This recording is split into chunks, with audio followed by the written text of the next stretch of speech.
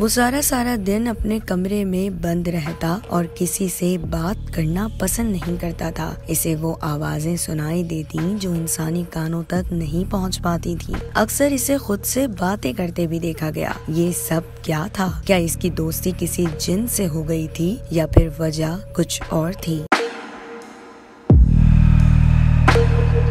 माहिर नफ्सियात doctor ज़ैयस्मा practice session के दौरान इस मरीज से मिली। घर वालों से पेशेंट के बारे में पूछा तो उन्होंने बताया कि मरीज को डर है कि रिश्तेदार इसे जहर दे देंगे और इस बिना पर वो खुद को कमरे में बंद रखता है। लेकिन डॉक्टर अस्मा ये समझने की कोशिश कर रही थी कि आखिर मरीज ऐसा सोचने पर क्यों मजबूर है। और जब उन्होंने इस बारे में पेशेंट से पूछा तो उन पर एक नया इंकिशाफ हुआ।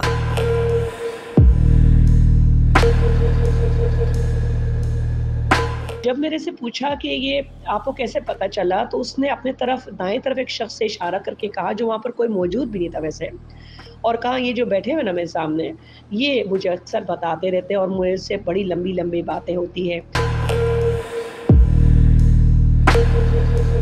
ऐसा ही एक केस नेथन ग्रैनम का भी है, जिसने अपनी मां को कत्ल करके बॉडी ट्रंक में फेंक दी थी। इन्वेस्टिगेशन के दौरान कातिल ने इंकिशाफ भी किया था कि इसे कुछ आवाजें सुनाई दी जो इसे मां को कत्ल करने के लिए कह रही थी। ये कैफियत डॉक्टर अस्मा के पेशेंट की कैफियत से मिलती जुलती थी। मेडिकल रिकॉर्ड्स के मुताबिक नेथन भी मेंटल डिसऑर्डर स्किज़ोफ्रेनिया का शिकार थे। माहिर नफ्सियात डॉक्टर ज़ैयस्मा के मुताबिक आवाजों का सुनाई देना, किसी शख्स की प्रेजेंस महसूस करना या अपने आप से बातें करने लगना स्किज़ोफ्रेनिया की अलामात में शामिल है, जबकि इस मरज का इलाज भी मुमकिन है। और सवाल है कि क्या इसका कोई इलाज है? यकीनन इसका इलाज है।